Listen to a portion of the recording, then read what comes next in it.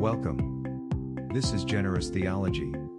In this episode, Chuck and Brock enjoy spending time with Professor Len Goodman's Chapter 33, Happiness, from the Cambridge History of Medieval Philosophy. While I was impressed, like you, with Saadia Gaon, I think there were a more mixed reaction for me for Maimonides. So I think that maybe perhaps almost comes back to the Augustan Pelagian distinction that you mentioned right at the very beginning, that I think is one of the most crucial aspects to think about in human anthropology. And what is the creatureliness of human beings? What does that imply? And one thing that struck me is that the scriptures never show God apologizing to humans for the way that he disposes of them in this life. And I picked those words very carefully, Chuck, because in some sense we really are, as creatures, God's things to dispose of as he wills, as he pleases. Now, this is very unappealing to folks on the Pelagian side of the fence who would want to enshrine this idea of the value of humans as being created in God's image. But I think that being created in God's image is not a license for us to have the primacy. So the Bible speaks much more of us as sons, as stewards of godliness. The Bible speaks of us having dominion. Think of the creation story in Genesis chapters 1 to 3, where God gives man dominion, some degree of lordship, some degree of autonomy over the world he has placed him in. And yet, while maintaining this idea that while humankind may have a dominion in the world itself, we have to always consider that a stewardly dominion or a creaturely dominion. And so that means, of course, that just as we have dominion over other objects and non-human beings in this world, so too God has dominion over us. Think of the challenge from Romans chapter 9. What if God prepared vessels for wrath and destruction? Who could complain? Now the question remains unanswered, but I think the rhetorical force of it should make us all want to acknowledge that God does have this right, this authority to dispose of us as he pleases. And so think of that, first of all, in the context of suffering. So next to, quote unquote, the problem of evil in importance would be the problem perhaps of human suffering. I'm not aware of any philosophy that exalts suffering as a moral good. And I'm very keenly and painfully aware that even the most godless philosophies, even the most atheistic worldviews, really do seem to have a common ground with the rest of humankind regarding the moral repugnance of suffering, the humiliation of life, and the ultimate tragedy of death. And so the problem of suffering here, first of all, has an easy answer in areas where we ourselves reap or receive the rewards for our behaviors and our conduct. So, Chuck, if I do something that causes me to be arrested, and then I appear in court before the judge, and we're examining whether or not I have committed those specific acts that I'm being charged with, it's simply a matter of law and the correct application of it that I should receive the penalty for it. And yet, what about the situation where suffering is forced upon somebody, suffering that is not just? So what if I'm appearing in court and in fact there is no case against me that will hold? I'm not guilty, and yet I face that. I think that's the situation we have to think about. Does God have the authority over us, his creatures, to dispose of us even in such a way? And for me, that's one of the reasons why the cross of Christ is so meaningful and so central. For if there's anyone who has ever faced an unjust penalty, it is Christ. And if God ever had no authority to implement an unjust penalty in this world, in this lifetime, the cross would have been a great example of that. And yet, the scriptures say that God has allowed evil, and he's done more than that. He's actually ordained it or decreed it. But yet, as Augustine said, so that God might bring good through evil. Now, that's a complicated picture. And so I think the problem of evil is tied to the problem of suffering. And the problem of suffering is tied, in some sense, to one's understanding of the authority of God to dispose of us as people. What an interesting section.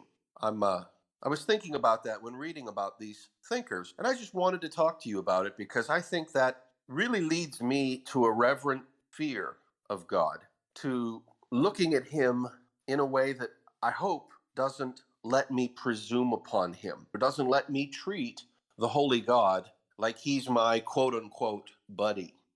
For lack of a better word, he and I are hanging out. I'm going out to the skate park with him and then maybe grabbing him by the hair and giving him a noogie. I don't think that's the kind of relationship we have. Although I want to affirm, of course, that God does have a very intimate, personal, and deep felt connection to us who are in Christ. And so I was so struck by this, and I loved how the professor wrote about themes that I thought led in this way. What are your thoughts on this aspect of it, and how we might fit that into this material that the professor gave?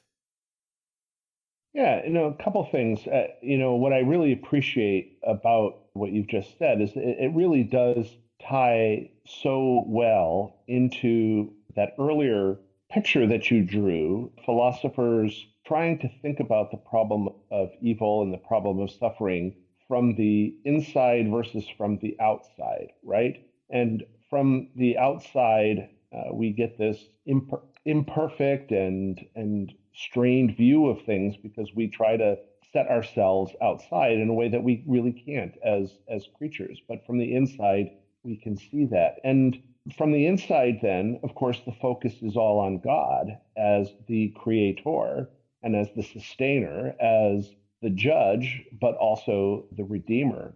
And so, even as we recognize as Christians that God is all powerful and has the right to do with us and to dispose of us in any way that he so chooses. We also recognize that God is who he is and God acts in ways that are just and merciful. And even as we recognize God's ability to act in any way he so chooses, we also can have comfort in who God is because we have come to know him as he has revealed himself to us as a just and merciful God. And as you tied this to Christ's sacrifice, to the cross, and God revealing himself through Christ and through Christ crucified. That just adds so much to how we think about these things. How do we think about the problem of evil? How do we think about the problem of suffering?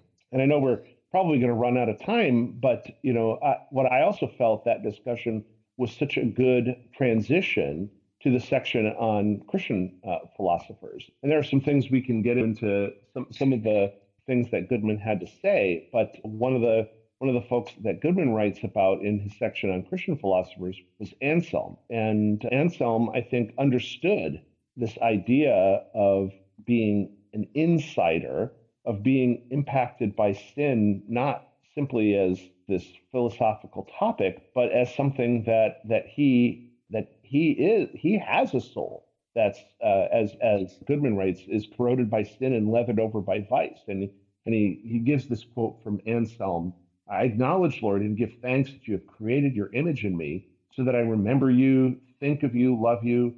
But this image is so effaced and worn away by vice, so darkened by the smoke of sin, that it cannot do what it was made to do unless you renew it and reform it. I do not try, Lord, to attain your lofty heights, because my understanding is in no way equal to it. But I do desire to understand your truth a little, that truth that my heart believes and loves. For I do not seek to understand so that I may believe, but I believe so that I may understand." And we've talked about that quote before. "For I believe this also, that unless I believe, I shall not understand." That's a quote from Isaiah 7:9. And as Goodman notes here, and this vision seems dark, right? Anselm understands, he's convinced that he is fallen. He's been convicted of a sin that no mortal can purge. But as a result, he seeks refuge in Christ's sacrifice, and all the while taking life itself and the powers of thought that he so treasured to be God's precious gift. And Anselm really, I think, understands a lot of what we've just been talking about. Anselm situates himself inside not from the outside, and therefore is able to think about sin and suffering in the light of who God is, and in the light of who Christ is, and in the light of Christ crucified. And that is just really is something that we as Christians can never lose sight of. Chuck, that's so appropriate, and it just speaks so well. I loved this admission from Anselm, where he says regarding himself, he says, I acknowledge, Lord, and give thanks that you have created your image in me, so that I may remember you, think of you, and love you. But this image is so effaced and worn away by vice, so darkened by the smoke of sin, that it cannot do what it was made to do unless you renew it and reform it.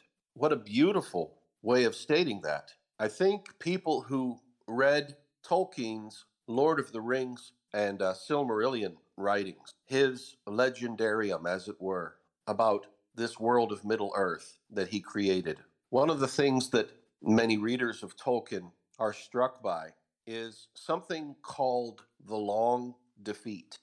And so in the Tolkien story, in the legendarium, the elves created these beautiful jewels called the Silmarils, and their beauty was so high that it inflamed evil passions within both the elves themselves as well as with other beings in the world. And the tragedy that came from that was such that the Silmarils were taken from the elves. And when they were stolen, and then the beings who took it fled from the land where they were into Middle Earth, the elves followed. And that following represented a sin or a cursing on the part of the elves for their part in the evils associated with those jewels. And yet the elves, knowing their curse, still proceeded down the path that they were determined to do. And so they went into this life of exile. They went into this life of being cursed. They went into this life of what Tolkien calls the long defeat.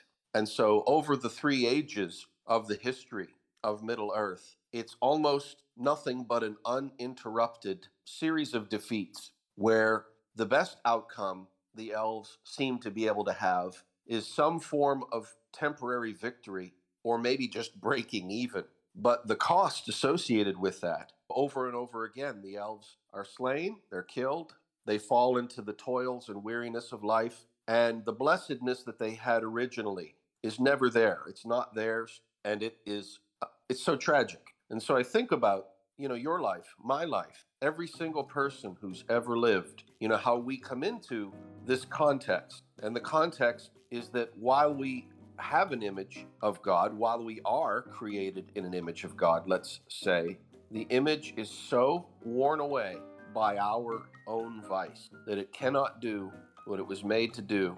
And frankly, that means that there's nothing for us to expect but misery, humiliation, defeat, and finally death, and even judgment. And so that's the context in which I think we should consider God's decree. So sometimes people say, what kind of God would create such a universe? And again, that's that outside looking in on the problem of evil.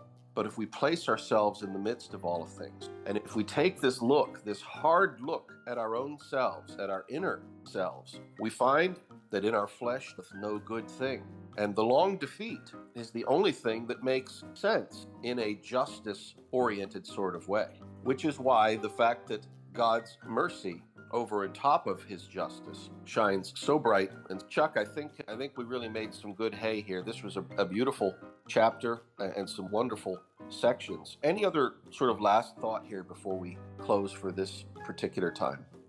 No, nothing in particular. I agree with you that this was a really helpful and useful chapter. And there's some other things that we could perhaps talk about next time yet, but I think we have dealt with the main heart of it. And I appreciate how, as we read through these philosophers, and many of whom aren't Christians, and yet they're dealing with issues that we as Christians must deal with as well. And we see the struggle that people have to think through these things, and then we also are thankful, I think, for the revelation that we have from God that helps us see the answers to these things in a way that not everyone has access to if they don't understand the value of revelation. So, yeah, this has been good stuff.